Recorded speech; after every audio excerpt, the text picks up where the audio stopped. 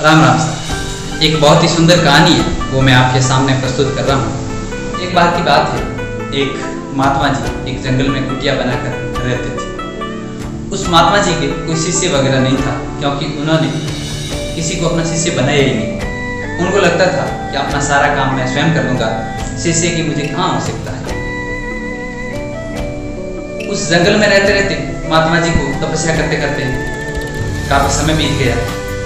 वो बूढ़े हो गए और बाद में उनको लगने लगा कि अब मैं बूढ़ा हो गया, अब अपना काम मैं स्वयं नहीं कर पा रहा, इसलिए मुझे एक शिष्य बना लेना चाहिए। वे विचार कर ही रहे थे, तभी इतने में एक बालक उनके पास आता है और कहता है, महात्मा जी मुझे आपका शिष्य बनना है।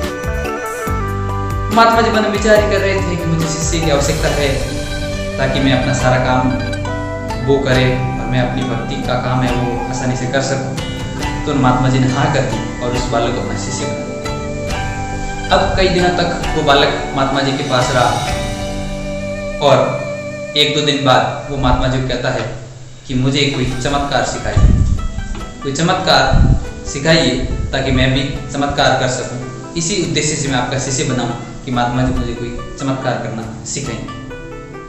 अब वो महात्मा जी उनको बहुत समझाते हैं कि बेटा चमत्कार सीखना है आपको, तो इसके लिए भगवान की भक्ति करनी पड़ती है, तपस्या करनी पड़ती है, कठोर परिश्रम करना पड़ता है, उसके बाद होता है। लेकिन वो नहीं मानता है और अंत में गुरुजी उनको एक चमत्कार सिखा देते हैं और उनको कहते हैं कि मैं आपको एक डंडा देता हूँ और ये डंडा एक जादुई डंडा है, चमत्कारी डंडा है।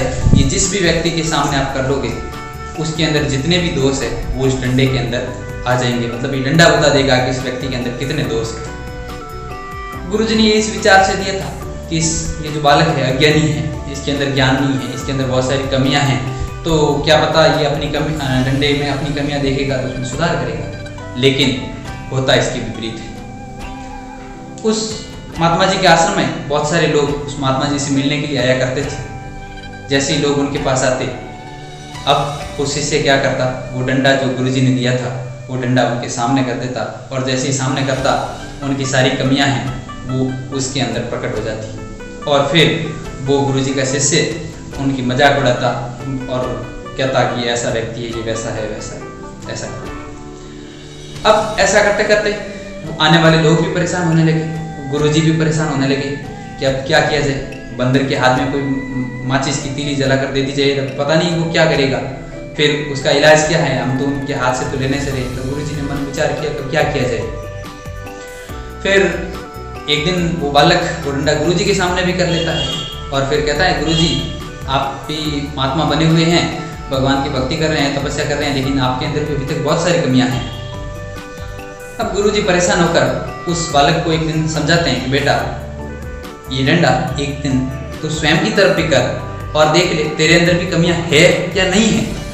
अब गुरुजी के कहने से वो बालक जैसे ही उस डंडे को अपनी तरफ घुमाता है तो वो देखता है कि उसके अंदर ढेर सारी कमियां, मतलब कमियों का एक प्रकार से ढेर लग गया, बहुत सारी कमियां उसको दिखाई देने लगी।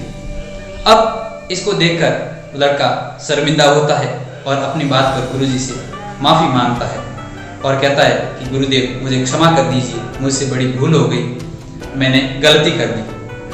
अब इस कहानी से साथियों हमें ये प्रेरणा मिलती है कि हमारे जीवन में भी कई बार ऐसा होता है, हम दूसरों की कमियां निकाल लेते हैं, लेकिन हमें को नहीं पता कि हमारे अंदर कितनी कमियां हैं, हमारे भीतर क्या है ये हम नहीं जानते, दूसरों के अंदर क्या है वो कैसा है उसको हम जानते हैं। इसलिए मन में हमें दूसरों की कमियां निकालने से पहले ये विचार करना चाहिए कि यदि मैं किसी की तरफ एक उंगली कर रहा हूं तो ये जो 3 अंगुलियां हैं वो मेरी तरफ है और वो अंगुलियां इशारा कर रही है, संकेत कर रही है।